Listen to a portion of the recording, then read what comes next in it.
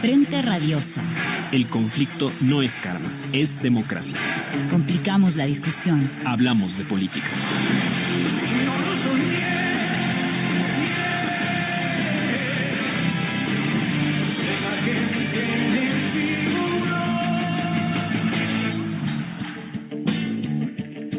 Radio Pichincha. ¿Qué tal? Buenas tardes con todas y con todos. Bienvenidos nuevamente a Frente Radiosa, un espacio que, como lo decimos, semana tras semana está comprometido con debatir y agitar la política. Soy Isabel Díaz y esta tarde los acompañaré en la conducción junto a Yura Serrano. Hoy es lunes 29 de abril y con esto comenzamos Frente Radiosa. Antes de dar la bienvenida y la palabra a nuestros invitados, quiero recordarles que estamos en vivo a través del dial de Radio Pichincha, 95.3 FM y 94.5 para el noroccidente de la provincia, así como también para Santo Domingo y para parte de las provincias de Esmeraldas y Manabí. Esta es una coproducción del Foro de los Comunes y de Registro Aurora. Les recuerdo que pueden seguirnos en nuestras redes sociales y comentar en vivo el programa. Estamos en Facebook, Twitter, ahora X, Instagram como Frente Radiosa. Hacemos también llegar un cordial saludo a Línea Dura, medio de comunicación digital ubicado en New Jersey, quienes retransmiten este espacio radial para la comunidad migrante en Estados Unidos. Acá la coordinación técnica que nos apoya desde los estudios centrales y a todo el equipo de producción del programa. Esta tarde queremos conversar sobre el acuerdo con el Fondo Monetario Internacional y para ello nos acompañan ya en estudios Pablo José Iturralde, él es coordinador de sedes, y también vía telemática Marco Flores, economista, porque la política no es karma, sino democracia. Bienvenidos y bienvenidas a Frente Radiosa.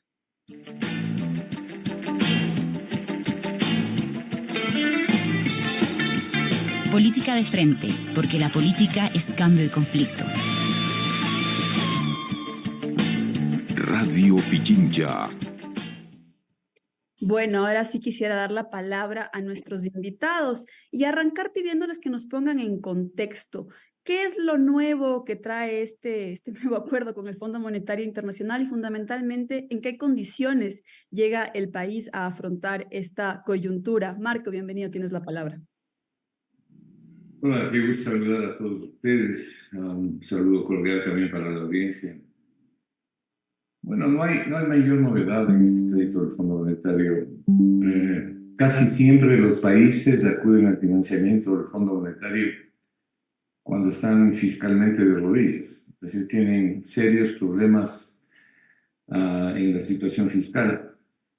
Y eso les obliga, en buena parte de las oportunidades, sobre todo cuando los ministros de finanzas únicamente firman, no discuten, no argumentan los acuerdos con el fondo, le obliga al país a aceptar unas condicionalidades que en el mundo entero han sido catastróficas, realmente catastróficas.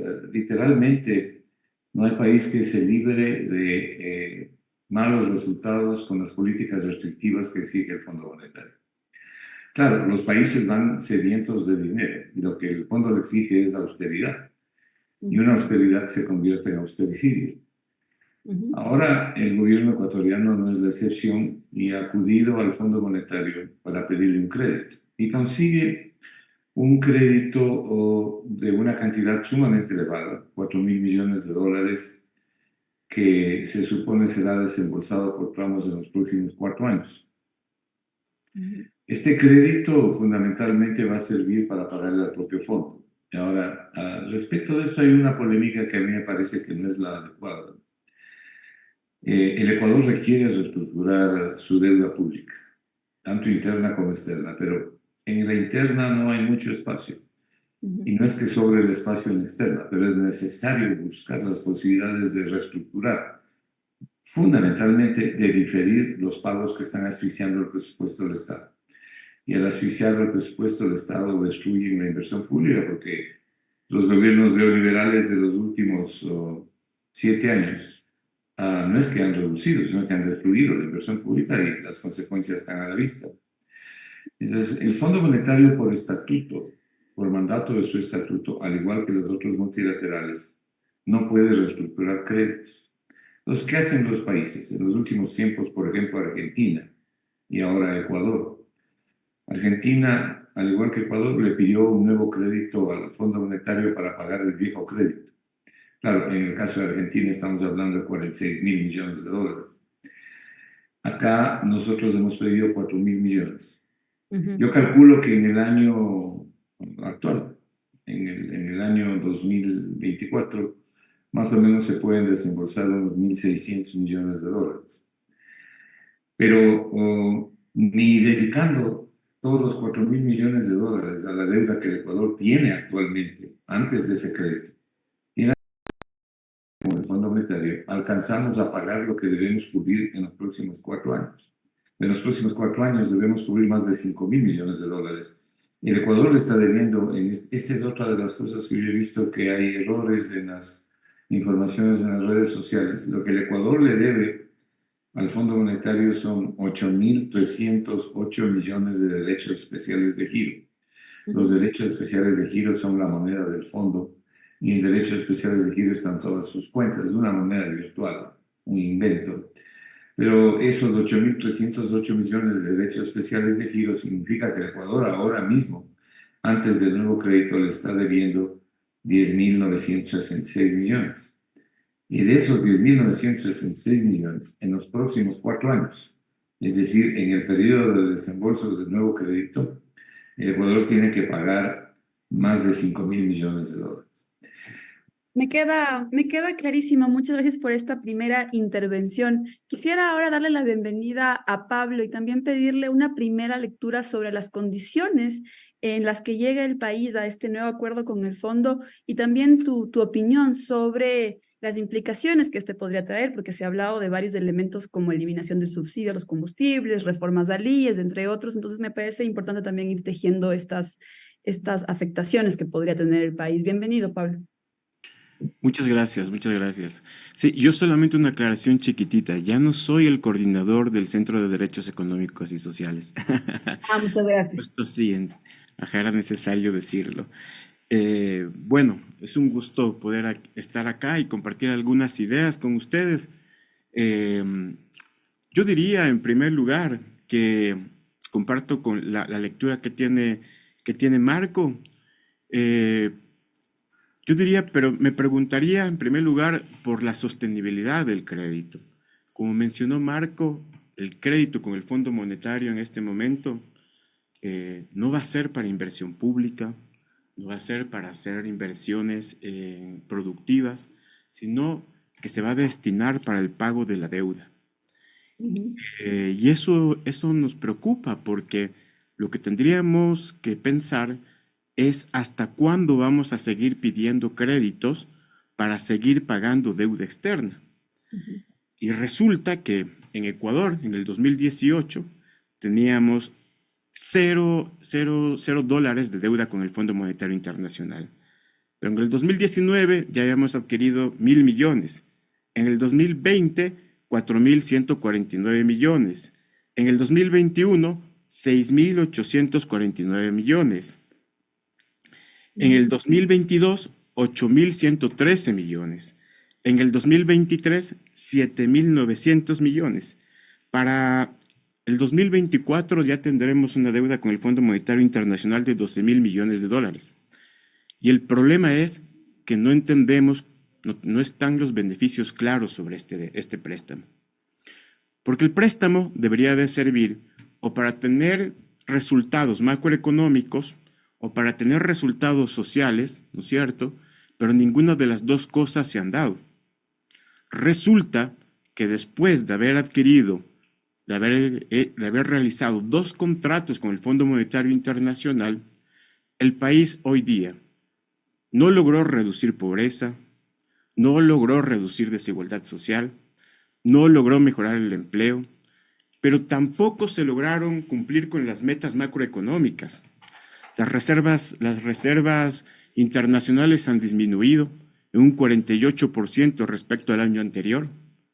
La deuda externa ha disminuido apenas un poquito y es resultado básicamente de que tenemos una amnistía hasta el año 2026. En el año 2026 las cosas van a empeorar. Y sin embargo, estos 2 años, 2024 y 2025, la próxima deuda a la que habría que responder es de 17,000 millones de dólares en conjunto, ¿no? Entonces, habría que preguntarse qué tan legítimo es seguir adquiriendo deuda que no es sostenible. Y yo creo que la sostenibilidad de la deuda, igual que la legitimidad de la deuda, pasa por dos grandes criterios. En primer lugar, por los procedimientos legales y por los procedimientos democráticos que debería de cumplirse para adquirir una deuda que es tan sensible. Y en segundo lugar, por la evaluación de las condiciones que nos imponen para adquirir esa deuda. Para ambos casos hay serios cuestionamientos que nunca han sido procesados en el país, ¿no? Yo estoy de acuerdo, es necesario reperfilar la deuda externa ecuatoriana, pero no vamos a lograr la sostenibilidad macroeconómica sin crecimiento económico. Y esta deuda no es para crecer económicamente. Esta deuda es para poder brindarles garantías a los acreedores.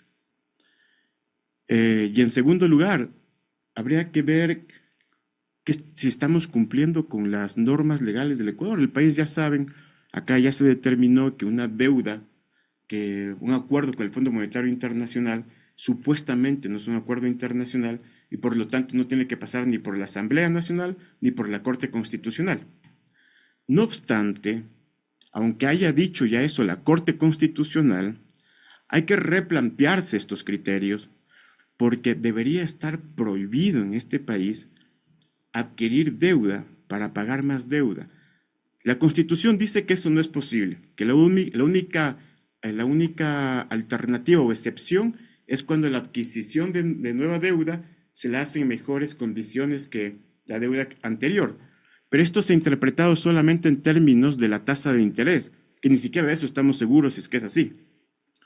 Habría entonces también que incorporar como esas nuevas condiciones en términos de la evidencia empírica que existe, que demostraría de que esas condiciones son mejores para el país, ¿no? Que van a traer, digamos, resultados en términos de crecimiento económico y de generar mayores capacidades para pagar en el futuro la deuda externa. Yo diría eso como unas primeras ideas sobre el contexto del nuevo acuerdo con el FMI. Gracias, Marco. Nos sumamos ya también a la conducción y al diálogo de Frente Radiosa. Agradecemos siempre a quienes nos siguen. Varios de los elementos que se han puesto sobre la mesa, digamos, coinciden en uno, la poca claridad, la tradicional poca claridad sobre las condiciones con las que se adquiere un crédito, en este caso con el FMI. Y segundo, digamos, la orientación, el fin que tiene esta adquisición de deuda para el gobierno ecuatoriano. Quizás dos elementos que nos interesarían colocar también para continuar la discusión es qué tarea hizo el gobierno ecuatoriano para adquirir, digamos, esta deuda que a priori significaría un monto también significativo para el Ecuador, no como los programas adquiridos por la Argentina, por ejemplo, en su tiempo con Macri, pero que representan, digamos, significativamente en términos de su presupuesto. Cuando políticamente el gobierno acaba de tener un traspié en las preguntas que implicarían interés directo del Fondo Monetario Internacional, es decir, flexibilización laboral y tratados bilaterales y el arbitraje internacional. Y por otro lado, cuando el periodo del gobierno es todavía incierto, es un año, es un periodo de transición. ¿Qué condiciones podemos hurgar ha asegurado el gobierno ecuatoriano para brindar garantías de este crédito que se adquiere? Tiene que ver, por ejemplo, con la cuestión de subsidios, va a atacar a la cuestión de subsidios, va a ir a una reforma de la seguridad social. ¿Dónde estarían las condiciones adicionales que no las consiguió en la consulta popular el gobierno ecuatoriano para, digamos, hacer la buena letra con el Fondo Monetario? Marco. Bueno, yo coincido con lo que han dicho ustedes dos. Los dos han dicho cosas que son ciertas, pero les invito a que seamos un poco más pragmáticos. Primero, nosotros nos hemos enterado de que el Ecuador tiene un acuerdo con el fondo porque el gobierno nos lo cuenta después de haber llegado a un acuerdo. Y eso sucede porque aquí los ecuatorianos aguantan todo. Lamentablemente es así.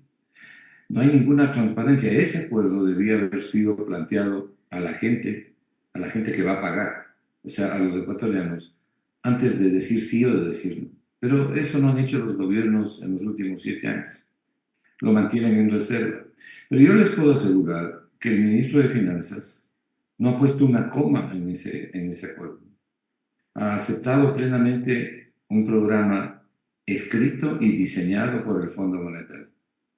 Los economistas independientes venimos desde hace varias semanas alertándole al país, desde que cuando el gobierno planteó el incremento del IVA, que eso respondía directamente a una exigencia del Fondo Monetario. Lo que pasa es que el Fondo Monetario, hay cosas que, al contrario de lo que hacía antes, ahora exige el cumplimiento previo antes de aprobar los créditos. Y algunas cosas las exige en el camino. Entonces, esta fue una de las exigencias. Las otras exigencias son fácilmente previsibles y las hemos alertado también. El trabajo por horas, lo que ellos llaman la desregulación, la ampliación de las condiciones de trabajo, lo que ellos llaman a mejorar la eficiencia laboral y la mentira grande que siempre están señalando de que con eso se va a incrementar el empleo. El empleo no se incrementa por eso, se incrementa cuando la demanda efectiva crece, no porque hay una ley que se ha elaborado. Pero uno puede prever que las siguientes condiciones son la liberalización en los contratos laborales.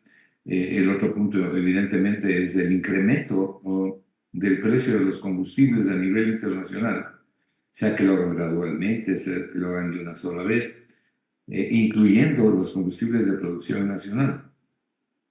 Y claro, la contracción de la inversión pública, que es una de las características del fondo para, entre comillas, ahogar recursos y que finalmente termina destruyendo las economías. El Fondo Monetario nunca ha negado que es el principal auditor para exigir el pago de la deuda externa. Y de la deuda externa a todos los se debe, fundamentalmente a los acreedores privados que tienen los bonos globales ecuatorianos. Entonces, hay que entender que esa es la posición del fondo. Pero mucho peor que las exigencias del fondo, y créanme que son mucho peores, son los neoliberales criollos. Primero porque por lo menos el Fondo Monetario tiene un interés manifiesto, el pago de la deuda externa. Aquí los neoliberales criollos que forman parte del foro mediático tienen graves intereses en conflicto. Tienen jefes, que son los que les ponen casi siempre de ministros de finanzas, gerentes del Banco Central, es decir, de posiciones claves, críticas, y que genera intereses en conflicto porque hay información sensible, ¿no?, que es utilizada en beneficio propio. Ese ha sido el caso de la especulación financiera siempre desarrollada a lo largo de los bonos que ha emitido Ecuador. Entonces, ellos vienen exigiendo una serie de condiciones porque los jefes de ellos están deseosos de que esas condiciones se apliquen. Y la manera que tienen de exigir es colaborando en las campañas electorales, dando plata en las campañas electorales y luego exigiendo las cuestiones burocráticas, es lo que hemos visto. Entonces, ahora llegamos nosotros ante el Fondo Monetario con una deuda de 83.500 millones de dólares, la deuda pública ecuatoriana. Al Fondo Monetario le debemos prácticamente 11.000 millones, 10.966 millones. De estos 4.000 millones que desembolsaría el Fondo Monetario en 4 años, ojo, no es que la plata viene mañana, en 4 años, en desembolsos seguramente semestrales, de unos 800 millones de dólares cada uno, si es que el Ecuador cumple con las condicionalidades, es decir, con este recetario al que ya me he referido. Bueno, el Ecuador este año podría recibir, no tan fácil, pero podría recibir 1.600 millones de dólares. Este año, de estos 5.000 y pico de millones que Ecuador tiene que pagar en los próximos 4 años, del 2024 al 2027, Este año 2024 hay que pagar más o menos unos 900 millones de dólares. Entonces, ahí quedarían unos 700 millones para que los ecuatorianos exijan invertir, es decir, realizar inversión pública. Pero los ecuatorianos no exigen nada, aguantan todo. Entonces, ahí tenemos unos 900 millones de dólares que podría fortalecer la inversión pública, que como dije hace un momento, no es que ha sido reducida en los gobiernos de Moreno, de Lasso y de Noboa, sino que ha sido destruida. Les voy a citar un ejemplo. El plan anual de inversiones del presupuesto del Estado es de 1.734 millones de dólares. Entre el mes de enero y el mes de marzo, o sea, en el primer trimestre de este año, yo ponía esto en mi Twitter y tuve que escribirlo en números y en letras para que la gente no piense que me he equivocado. Pero resulta que en estos 3 meses, la inversión pública del plan anual de inversiones, que para el año es 1.734 millones, en estos 3 meses el gobierno lo que ha desembolsado son 7 millones, repito, 7 millones de dólares de 1.734. Eso les da a ustedes una idea clara de la destrucción de la inversión pública. Estoy viendo la situación gravísima en Solca, por 9 millones de dólares que están reclamando para los enfermos que están en situación grave. Veo al mismo tiempo que la prensa señala que la Presidencia de la República ha contratado pautaje por 5 millones de dólares y veo además una serie de gastos alrededor de lo mismo, cuando aquí la gente no se está muriendo, sino que ya se ha muerto, ¿no? Y muchos niños han quedado fuera de toda consideración del presupuesto del Estado. Las cosas no van a cambiar si es que los ecuatorianos no nos proponemos que cambien, pero estos gobiernos no han llegado ahí por la cigüeña, se supone que llegaron por el voto popular. Entonces, las políticas neoliberales que Lasso, que Moreno y que Noboa han implementado son una expresión de lo que ellos son, de lo que ellos piensan, pero eso es lo que ha elegido la gente. Entonces, aquí el problema no es ya el Fondo Monetario, porque el Fondo Monetario ya sabemos lo que exige. El problema es que tenemos un ministro de Finanzas y hemos tenido unos ministros de Finanzas que se someten completamente al Fondo Monetario, que no negocian, que aceptan las condiciones. Y hoy por hoy han tomado este crédito. Ahora, este crédito, ¿no? Lo malo que tiene este crédito son las condiciones, la condicionalidad. Que tanto vaya a aceptar o no el Ecuador, ya lo sabremos, pero los liberales criollos más bien profundizan las condiciones del crédito. Pero no hay duda de que el Ecuador no tiene la plata para poder pagar lo que debe pagar por servicio a la deuda. En este año son más de 8.500 millones de dólares que hay que pagar entre capital e intereses de un presupuesto de 35.000, que seguramente va a ser más bajo. Entonces, Marco, ¿qué es lo que hacen los gobiernos? Se llevan la plata de la inversión y dedican al pago de la deuda. Por eso es que este tipo de financiamientos, más allá de la condicionalidad que es mala y perjudicial para la economía, totalmente, más allá de esa mala condicionalidad, el Ecuador sí requiere reperfilar su deuda porque literalmente, si no lo hace, lo que va a tener es una inversión pública destruida con consecuencias gravísimas para la gente pobre de este país y para las personas de ingresos más reducidos. Quizá con 2 ideas que ha puesto Marco sobre la mesa, Pablo, poder continuar el diálogo. Una, la dimensión también social de lo que implica el acceso al financiamiento en estas condiciones con el FMI. Ha dicho, los ecuatorianos aguantan todo. Parecería que más bien es el gobierno que de espaldas incluso a la voluntad popular manifiesta en la consulta popular, es que el pueblo no está dispuesto a aguantar todo y el gobierno da espaldas a este incluso mandato actualizado de la situación. Y quizá la segunda idea manifiesta por Marco es esta de el gobierno, lo poco disponible para, entre comillas, inversión, lo utiliza para aceitar la maquinaria, entre comillas, de guerra, establecida a partir de enero con el decreto justamente de guerra. Al FMI esto no le molesta, parecería que son condiciones, digamos, estándar, inclusive a las que accede el Ecuador. ¿Cómo valorar entonces? Ha habido un posicionamiento de varios actores sociales, la CONAIE entre ellos, en los que dicen, lejos de beneficiar este acceso al crédito al FMI, golpea y va en contra de una voluntad popular. Lo cierto es que hay un Estado que no invierte. Y esto, digamos, hace un efecto cascada inclusive al resto de niveles de gobierno que no pueden invertir independientemente la línea política por la que estén. El escenario es aterrador por lo que plantea Marco. ¿Qué elementos quedan ahí? Digamos, el gobierno queda con todos los elementos, incluso con liquidez, entre comillas, para asegurar la reelección. Bueno, a ver, yo creo que empezando por el comunicado que mencionaste de CONAIE, ellos tienen una frase que me pareció muy sabia, que decía, un nuevo crédito con el Fondo Monetario Internacional no es un premio, sino es un castigo para el país, porque no hay beneficios claros, ¿no?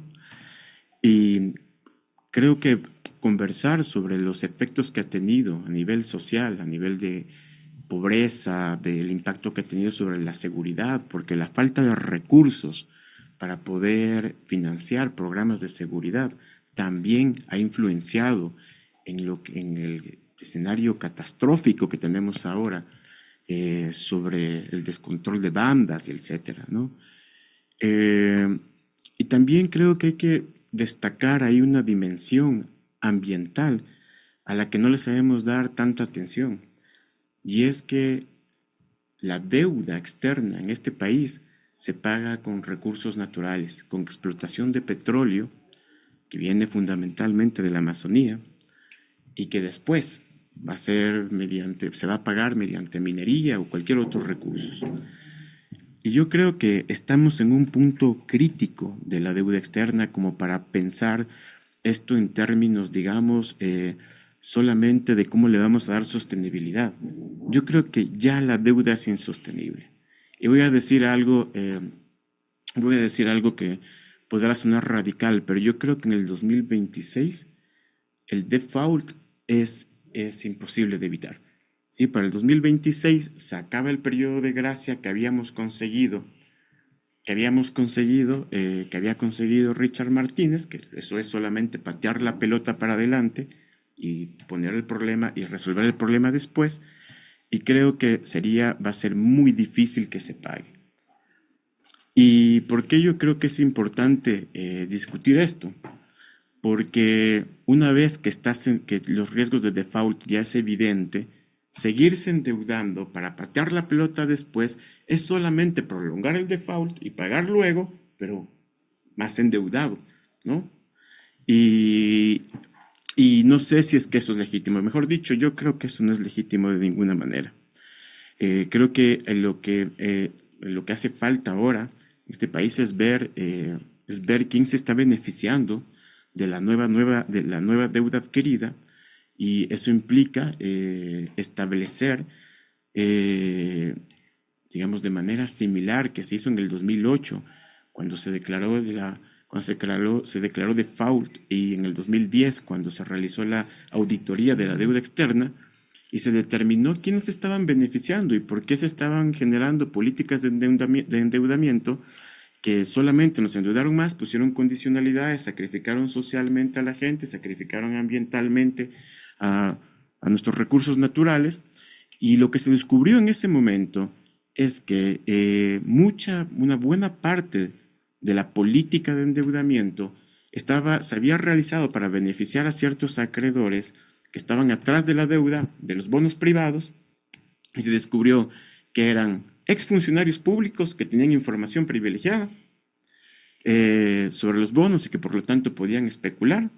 Por supuesto, grupos económicos y banca que tienen grandes cantidades de dinero con los que pueden también adquirir bonos.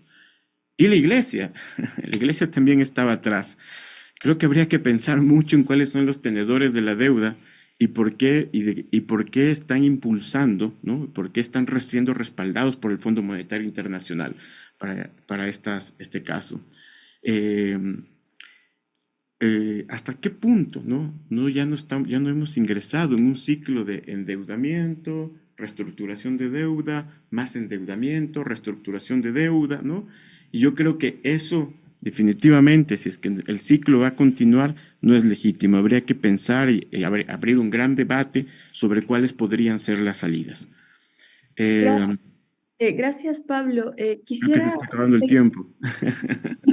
No, no, seguimos conversando, sin duda. Además, está tan interesante que ni siquiera vamos a hacer pausa. Pero en todo caso, quería volver con Marco y procurando una explicación, bueno, lo más didáctica posible para que llegue a la mayor cantidad de escuchas. También continuar con esta línea de pensamiento que nos planteaba el otro colega sobre el hecho de que en el 2026 podríamos llegar a un default. ¿Qué implica esto? Para la economía del país, qué implica hablar de un default como tal, pero también atando con lo otro que mencionaban, ¿no? En la clave de la economía política, del ajuste, quién se está beneficiando de la deuda adquirida y cómo se puede contrastar esto que vivimos hoy por hoy frente al modelo previo, ¿no? En el momento del gobierno de la Revolución Ciudadana, quizás. Bueno, quizás es conveniente hacer un par de puntualizaciones adicionales, ¿no? Yo creo que no se logra mayor cosa en el país bajo los análisis típicos de los créditos del Fondo Monetario. El problema es bastante más grande. Miren ustedes lo siguiente. Nosotros nos enteramos de un nuevo crédito con el fondo, cuando las cosas están consumadas. Eso es inaceptable. O sea, que un país se entere cuando las cosas están consumadas, pero sea el país, o sea, la gente, la que tiene que pagar el crédito. Segundo, es inconcebible que el ministro de Finanzas y el gobierno acepten un programa económico con el fondo, que el propio Fondo Monetario dice que al final del año 2024 el crecimiento económico va a ser 0.1, dicen ellos. ¿Qué clase de programa económico acepta el ministro de Finanzas que el mismo fondo le dice al final de año el crecimiento va a ser 0? Pero no solo eso, sino que le dice, y el próximo año tal vez se pueda llegar a 0,8%. Es decir, prácticamente la mitad de la tasa de crecimiento vegetativo de la población de 1.5. Inaceptable debería ser eso para cualquier ministro de Finanzas. Y los ecuatorianos nos enteramos de todo esto y aquí estamos. ¿Ustedes han visto realmente alguna, no digamos una propuesta, pero alguna acción de la academia? ¿Han visto a la academia realmente aparecer para defender al país? ¿Han visto a los estudiantes aparecer para defender al país? Aquí son determinadas plataformas digitales que buscan el bien común, las que están saliendo por lo menos a difundir la información para que la gente algo oiga. Pero esto viene ocurriendo desde hace 7 años. La receta del Fondo Monetario es desde hace 7 años. La comenzó aplicando Moreno.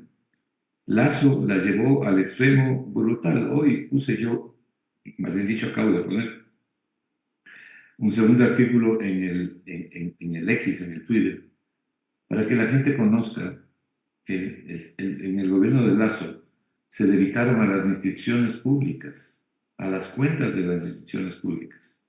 Entre esas la SELEC, la empresa de electricidad, se dedicaron más allá de 3.500 millones de dólares. Y solamente a SELEC se le dedicaron alrededor de 400 millones de dólares. Y esas cuentas están impagas.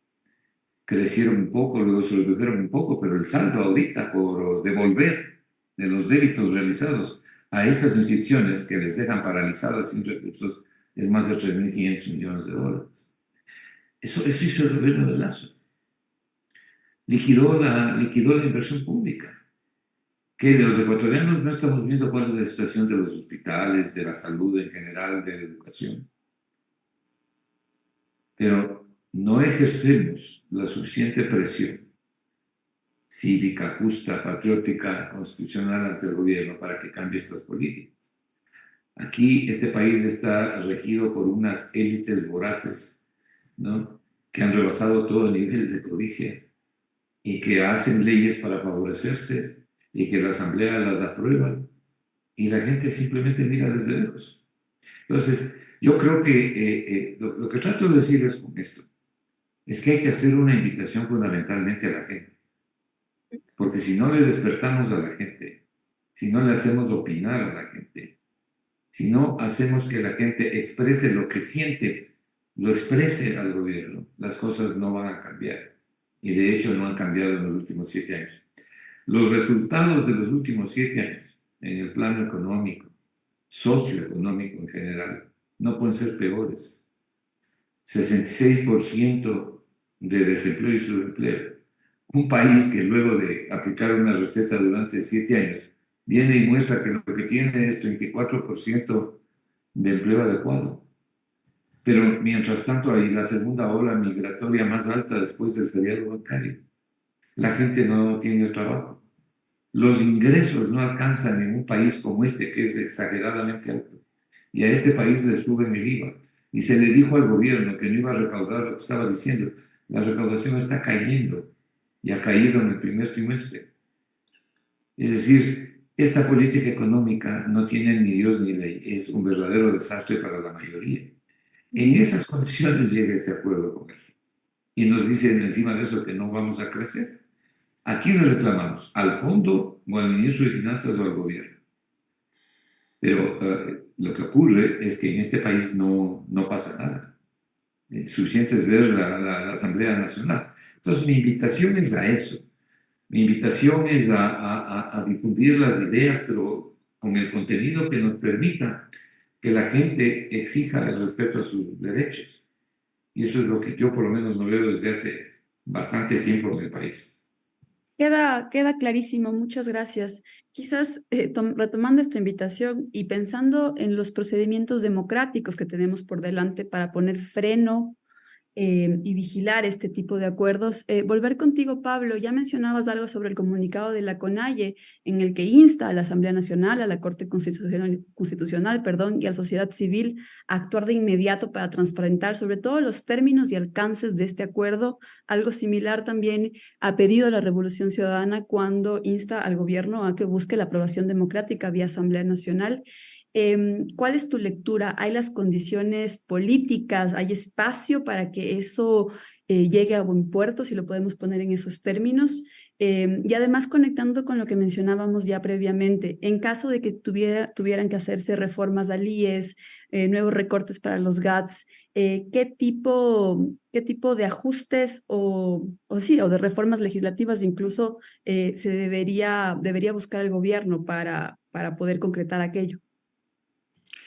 Sí, yo creo que sería una gran idea que la gente pida a sus asambleístas presionar por una ley de sostenibilidad de la deuda externa. Y esa ley debería decir, su mensaje principal debería ser que, tomando en cuenta que el país está tan endeudado, los créditos que sirvan para pagar otros créditos deberían de pasar por la Asamblea Nacional, ¿no? Porque además ya nos dijo la Corte Constitucional que el acuerdo con el FMI no es un trato internacional y que además tampoco es un acto administrativo que tiene impactos sobre el colectivo, ¿no? Es absurdo, pero esta forma sería una forma nueva de poder volver a llamar la atención de la Corte Constitucional y de la Asamblea Nacional y poder movilizar a los asambleístas y a los ciudadanos que están atrás, ¿no? Yo creo que también esto es fundamental porque hay que considerar que las condicionalidades o las decisiones que toma el Fondo Monetario Internacional no son técnicas estrictamente, son también políticas, ¿sí? Y esas decisiones políticas, ¿sí?, pasan fundamentalmente por pensar qué es lo que supuestamente le conviene al país.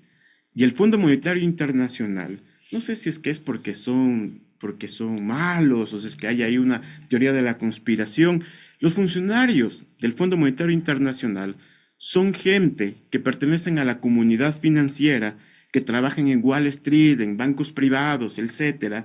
Y ellos tienen en la cabeza que sus condiciones, mientras les haga bien a los acreedores, le va a hacer bien al resto del país. Y por eso es que para ellos las cifras sobre pobreza Las cifras sobre falta de crecimiento económico, las cifras de inseguridad no les dicen nada. Hasta probablemente son buenos indicadores para ellos. El desempleo y la pobreza por lo menos son buenos indicadores para ellos. ¿Por qué? Porque dicen en sus análisis, ¿no? Cada vez que ellos hacen un análisis, una revisión sobre el Ecuador, se encuentran algunas recomendaciones respecto a la necesidad de bajar la masa salarial, no solamente en el sector público, sino también en el sector privado. ¿Por qué? Porque interpretan que un mayor ingreso para los hogares significa una mayor cantidad de importaciones, y esas importaciones lo que van a hacer es reducir las reservas internacionales, porque las importaciones se pagan con reservas internacionales, ¿sí? Y el problema es que esas reservas internacionales, el problema para ellos es que esas reservas también sirven para pagar a los acreedores. Entonces necesitan suficientes reservas para poder responder a los acreedores, que es a quienes en realidad representan. Por lo tanto, explícitamente sus análisis dicen sin vergüenza que es necesario que el país se adapte a su verdadera capacidad para que no se consuman las reservas internacionales de manera tan acelerada. En otras palabras, que es necesario empobrecer a las personas para que no tengan que importar tanto, ¿no? Y sobre esas, y por supuesto, si se dan cuenta ustedes, esas son decisiones políticas que tienen que ver con intereses de ciertos grupos.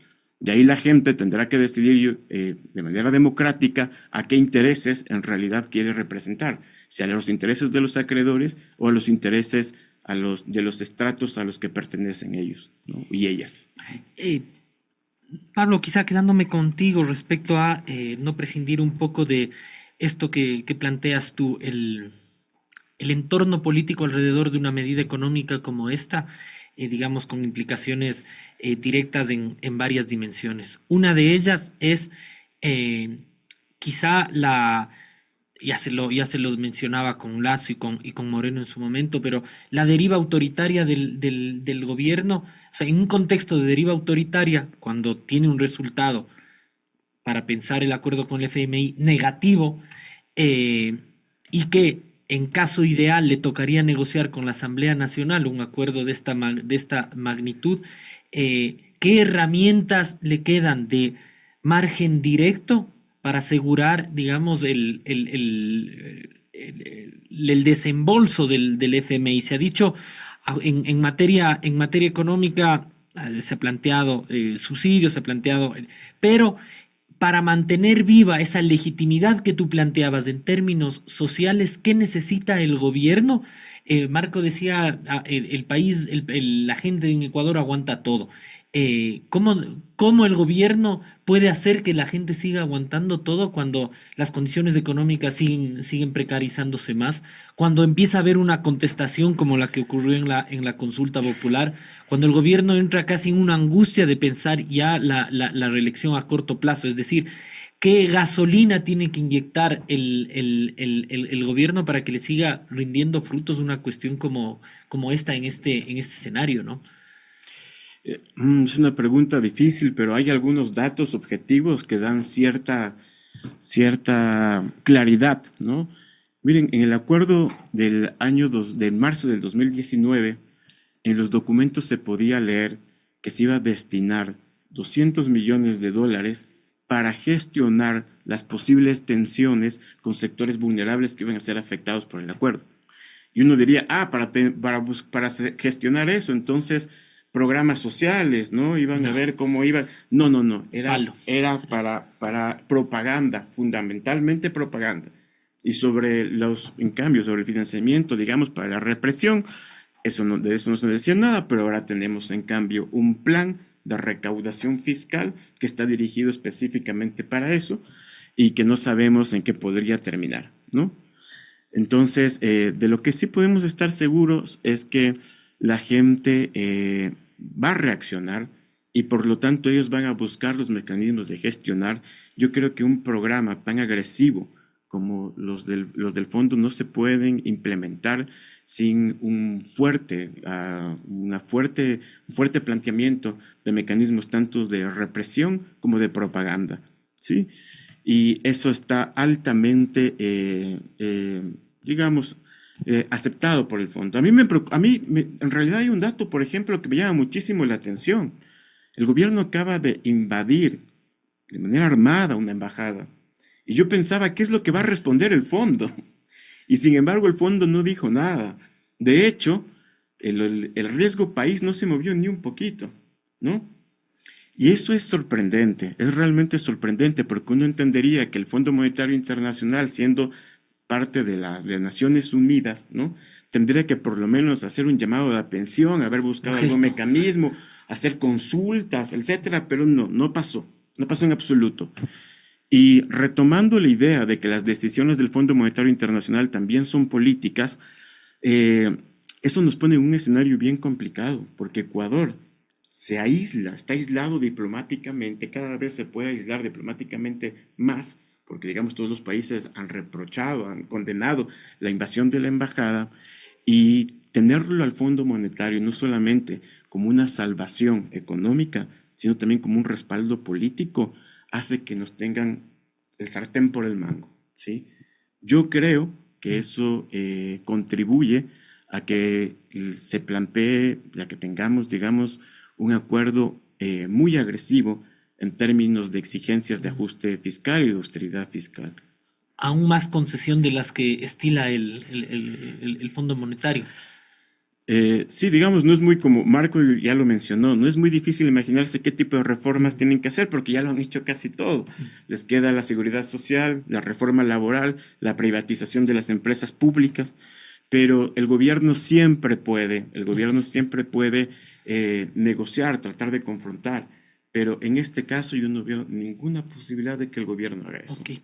Marco, tú mencionabas la necesidad de la discusión pública respecto a, en general, los procesos de endeudamiento, en particular, un ejercicio ciudadano de apropiación de lo que está pasando, de la alarmante situación nacional. Digamos, para tomar un caso, había mucho escepticismo con la consulta popular, lo que implicaba, más que la pregunta de trabajo por horas, que quizá la gente está más empapada, el caso del arbitraje internacional, que parecía una cuestión bastante abstracta y distante a la vida de la gente. Sin embargo, tuvo una respuesta negativa. Si bien este acuerdo con el FMI no está sometido a un plebiscito, a una consulta a la ciudadanía, si bien se conocen los mecanismos con los que el gobierno puede sortear institucionalmente para que no haya ningún contrapeso a esta medida, sea en la Asamblea o en la Corte Constitucional, como bien se ha explicado, ¿qué escenarios se pueden pensar incluso? Porque ha habido ya pronunciamientos, como lo mencionábamos, de sectores sociales, de sectores económicos, no esos neoliberales criollos, como bien has mencionado, que construyan, que sugieran alternativas que se puedan transmitir también en una opción política al corto plazo, como lo tiene el país en el 25. Concretamente, ¿qué alternativas pueden quedar? Tú mencionabas lo de los derechos especiales de giro en su momento. Ha sido la Revolución Ciudadana quien ha puesto eso sobre la mesa. ¿Qué ideas pueden ir construyendo una idea y una alternativa, además, para pensar un escenario distinto a que parece nos aproximamos al despeñadero, ¿no?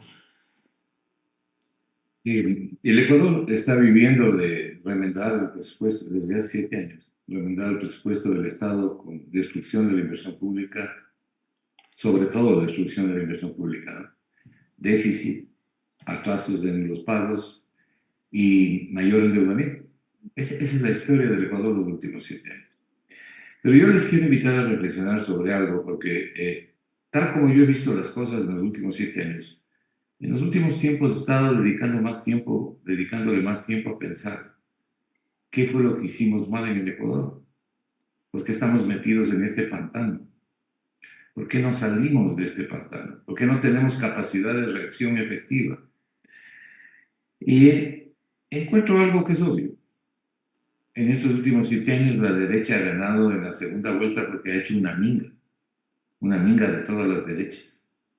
En cambio, en el otro lado, algunos llaman el progresismo, otros pueden llamar la izquierda o la centroizquierda. Yo prefiero llamar a la gente que busca el bien común, a la gente que está en pro del humanismo y el bien común, que creo que es donde se agrupa la mayoría.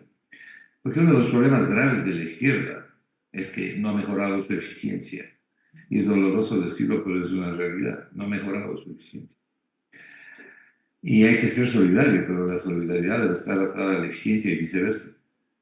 Entonces, ¿mi propuesta cuál es? Mi propuesta es, por lo menos, traer al pensamiento, ¿no?, la conformación de un gran frente. Llámenle como quiera, el frente de las izquierdas, el frente humanista, el frente por el bien común, o por la buena economía, por lo que quiera que sea. Pero en la línea en esta línea del bien común, en donde renuncien a sus legítimas aspiraciones personas como Pedro Granja, que es una persona que a mí me parece una persona valiosa, o el señor Rabascal, que entiendo está más bien entre la centro derecha hacia la izquierda, o cualquier otra persona que esté apareciendo por ahí y se conforme una amiga, pero también en este otro lado. Porque el poder que hay que enfrentar es un poder gigantesco. Gigantesco en cuanto a los recursos económicos, gigantesco en cuanto a los medios. Una de las cosas que ha oprimido el pensamiento de los ecuatorianos es el control de los grandes medios de comunicación y de la información manipulada que llega a la gente. Porque el acceso a las plataformas digitales, infortunadamente, todavía es reducido y no llega no todo el mundo tiene internet para poder conectarse. Pero estaríamos absolutamente perdidos si no fuera por las plataformas digitales. No tendríamos absolutamente nada. Y eso por lo menos es una luz. Y hacer planteamientos de buena economía, posibles, realizables, que la gente los vea y comprenda que puede mejorar su calidad de vida. Y que está escogiendo un camino equivocado, votando en la forma en que ha venido votando. Y que hay otro camino, que hay otra ruta, que se puede seguir. Entonces, más bien mi invitación es invitarles, mejor dicho, a pensar en la conformación de este gran frente. Yo he oído a algunas personas que estarían de acuerdo en llevar adelante esta idea. Y no es tan complicado, no es tan complicado. Fácil no es, pero no es tan complicado. Si no fuese así, yo lo que veo es que vamos a seguir simplemente discutiendo, analizando sin mayores resultados concretos. Ha sido Muchas bueno gracias. para el país que la gente haya votado como votó en el tema del trabajo por horas y en el tema del arbitraje internacional. Ha sido bueno, pero no es suficiente. Gracias, Marco. Con esta última idea y acercándonos ya a los últimos minutos del programa, quisiera volver a darles la palabra, pedirles sus reflexiones para cerrar, porque hoy nos hemos enfocado en el tema económico, si se quiere, pero siempre con la política por detrás y atravesándolo todo, ¿no? Y desde ahí también pensando en el panorama regional, a sabiendas de que estamos en momentos de defensa de mínimos democráticos, tanto en el Ecuador como a nivel global, pensaría yo. Pero desde ahí más bien pedirte tu opinión, Pablo.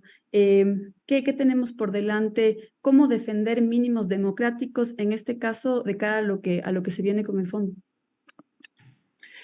Eh, creo que, creo que una clave es precisamente en buscar acuerdos ciudadanos y ciudadanas que, que piensen en el bien común. Yo voy a dar aquí nombres, también posibles nombres. Creo que acá en el país se ha formado en estos últimos años un bloque histórico, un bloque de resistencia a este modelo que es de financiarización fundamentalmente y que es rentista. Yo creo que incluso es un modelo, a mí no me gusta caracterizarlo, por ejemplo, como plenamente neoliberal, porque estamos frente a un modelo tan rentista, donde predomina tanto las finanzas, incluso que hay ciertos sectores, ¿no?, que son exportadores, ¿no?, que normalmente se sienten más identificados con los sectores, con los grandes sectores empresariales, pero que se sienten afectados, porque desde hace 7 años no tenemos política productiva, no tenemos política tampoco de comercio exterior, a menos que se planteen como ciertas políticas orientadas para algunas empresas, ¿no?, que les benefician. Y está sobre todo el bloque de personas de la clase media, de trabajadores, de los sectores campesinos, del movimiento indígena, que han sido altamente afectados, ¿no? Yo de verdad tengo muchísima esperanza en que más allá de las diferencias que son muy difíciles de desaparecer entre el movimiento indígena y la Revolución Ciudadana, por ejemplo, pero que más allá de eso se logre concebir que aquí hay una contradicción principal y que tiene que ver con unas élites rapaces que no hemos visto nunca, ¿sí? Y que no hemos visto nunca porque además no solo estamos enfrentando, digamos, un ciclo económico a nivel global que es ascendente y que hace que las élites les hace sacar a las élites sus garras y colmillos, sino porque estamos también frente a un fenómeno que es regional, es latinoamericano, y que tiene que ver con el aparecimiento de estas economías ilegales y estas bandas. ¿Sí? Estas bandas que han generado, como dice un amigo mío, una revolución burguesa silenciosa. Están en todas partes, están disputando el Estado y están disputando también el modelo económico. Y estoy seguro que han cambiado el propio modelo de negocios de las oligarquías. Las oligarquías, para poder sobrevivir, seguramente tienen que, mejor dicho, está probado. Hemos visto cómo las bandas están en todas partes, en todos los partidos políticos, y así mismo están también en todos los sectores económicos. Y eso vuelve, digamos, conforma una burguesía y unas élites sumamente peligrosas, que solamente se pueden enfrentar con un bloque histórico muy amplio que deja atrás, digamos, las otras contradicciones que son secundarias o menos importantes en este momento. Gracias, Pablo, por esta intervención de cierre. No nos alcanza el tiempo para más. Siempre dudas, inquietudes, opiniones que se van acumulando para poderlas tratar más adelante. Como lo decimos semana a semana, porque la política no es karma, sino democracia. Les agradecemos a todas y todos quienes nos han seguido en este programa, Marco, Pablo, y a la audiencia de Frente Radiosa y de Pichincha Comunicaciones. Gracias, hasta la próxima semana.